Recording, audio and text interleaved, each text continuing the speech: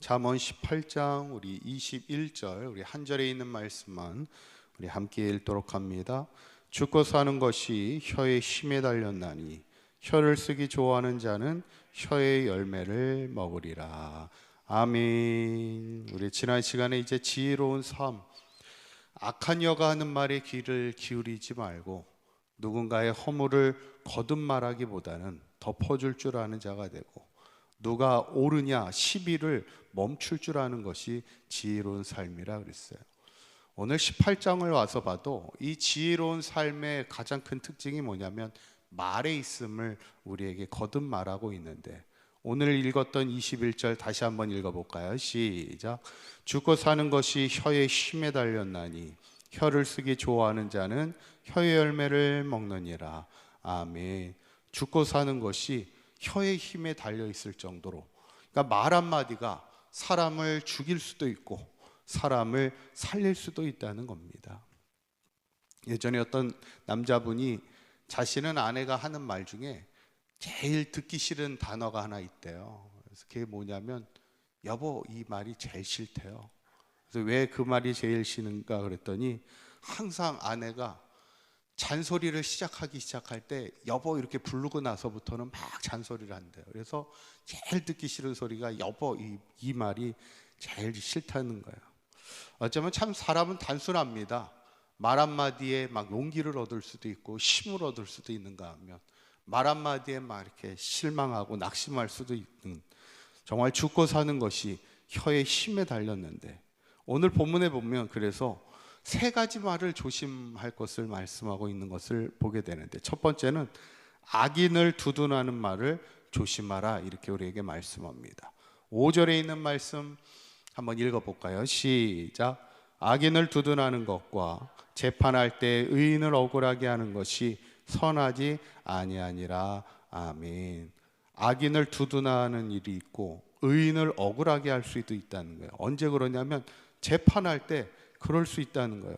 왜 그런 일이 벌어질까? 당연히 의인이 인정을 받고 악인이 재판을 받아 심판을 받아야 되는데 그렇지 못한 일이 있다는 거예요. 언제 그럴까요? 아마 이제 재판을 앞두고 뭐 청탁을 하거나 뇌물을 주는 경우가 있을 겁니다. 그리고 내가 중요한 증인인데, 예를 들어서 재판을 하는데 이 사람은 나하고 친한 사람, 내 편에 있는 사람이고 이 사람은 나의 편이 아닌 사람이에요. 적이라 이렇게 한다면 우리는 사람의 성향상 자기 편의 사람을 응원하게 돼 있고 자기 편의 사람을 들어준다는 거예요. 누가 옳고 그르냐의 시비를 떠나서 그냥 이 사람이 악한 자라 할지라도 내 편에 있는 사람이라면 그 사람의 편을 들어줄 수 있다는 거예요. 그러나 이것이 공의롭지 못할 수 있다는 거예요. 그래서 우리가 공의롭지 못한 말은 하지 말라는 거예요. 악인을 두둔할 수 있는 그런 공의롭지 못한 것을 조심해야 한다, 우리에게 말씀합니다. 두 번째는 다툼의 말을 조심하라, 우리에게 말씀해요. 6절에 있는 말씀 한번 읽어볼까요? 시작. 미련 있는 자의 입술은 다툼을 일으키고 그의 입은 매를 자청하느니라. 아멘. 마지막에 보면 그의 입이 매를 자청한다. 이 말은 우리가 아이를 키우다 보면 가끔 하는 말 중에 야, 너 참 매를 번다 이런 말을 쓰잖아요. 이 말이 지금 매를 자청한다는 얘기인데, 매를 번다는 말이 무슨 말인지 아십니까?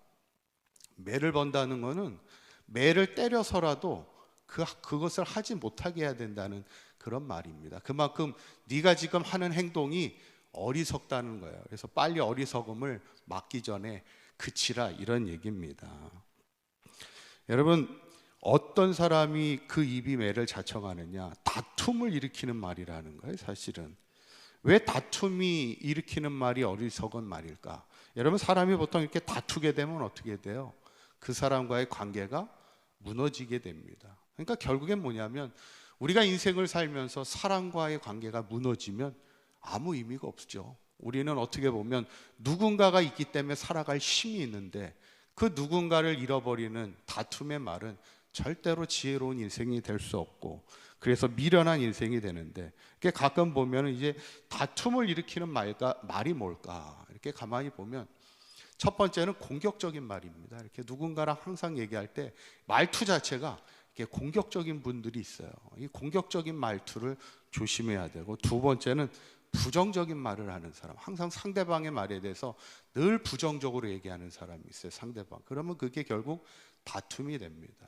세 번째 조심해야 될 게 뭐냐면 상대방을 무시하는 말입니다. 항상 내 의견만 옳고 상대방이 뭔가를 얘기하면 항상 그냥 무시하면서 시작해. 그건 아니야, 막 이렇게 무시하면서 생각하는 그런 말투는 다툼을 일으킬 수 있죠. 오늘 성경은 다툼의 말을 조심하라. 마지막 세 번째는 남의 말하기를 좋아하지 조심하라, 이렇게 말하고 있어요. 그게 이제 8절에 있는 말씀인데 한번 읽어볼까요? 시작.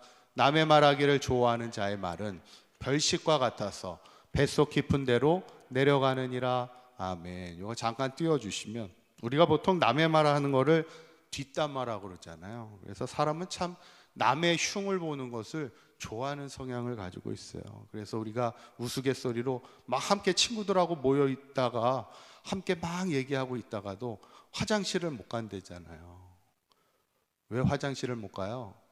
자기가 화장실 간 사이에 내 뒷담화를 할까봐 화장실을 못 갈 정도로. 오늘 성경에 얼마나 사람이 남의 얘기 흉보는 걸 좋아하냐면, 남의 말하기 좋아하는 자의 말은 뭐와 같다고요? 별식과 같다, 이런 게. 이게 별식이 뭡니까? 특별한 어떤 음식을 얘기하잖아요. 별미를 주는 그런 음식. 그 별식이 사람을 즐겁게 하는 거잖아요. 그러니까 마치 남의 말하기를, 이게 뭐 좋은 말하는 거겠어요? 남에 대해서 흉보고 남을 이렇게 흉보는 뒷담화 같은 그런 이야기가 별식과 같이 마음을 즐겁게는 할 수 있지만 그것이 좋은 이야기가 아니라는 거죠. 결국 오늘 본문의 말씀의 결론은 뭐냐면 21절, 우리가 처음 읽었던 그 말씀입니다. 한번 21절에 있는 말씀을 다시 한번 읽어볼까요? 시작. 죽고 사는 것이 혀의 힘에 달렸나니 혀를 쓰기 좋아하는 자는 혀의 열매를 먹으리라. 아멘. 마지막에 뭐라고 나왔냐면 죽고 사는 것이 혀의 힘에 달렸는데 우리가 혀의 열매를 먹는다, 이 얘기입니다. 이건 결국 뭐예요?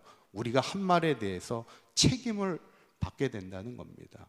그리고 마지막 책임이 뭘까?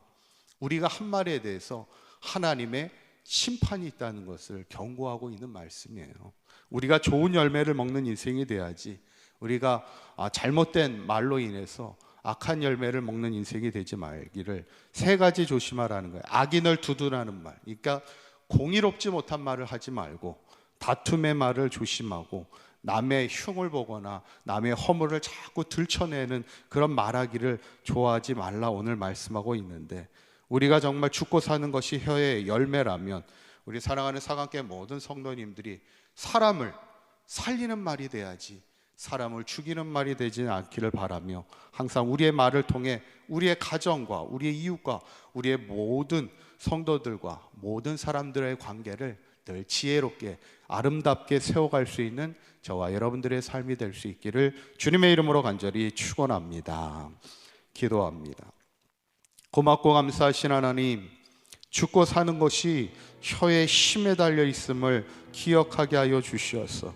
우리의 말이 공의롭지 못한 말, 다툼을 일으키는 말, 남의 말하기를 좋아하는 말을 멈추게 하여 주시고 아름다운 열매 맺는 우리의 입술이 되게 하여 주셔서 누군가에게 힘이 되고 위로가 되고 용기가 되는, 사람을 살리는 말을 할 줄 아는 우리 사강교회 모든 성도들의 삶이 되도록 인도하여 주시옵소서.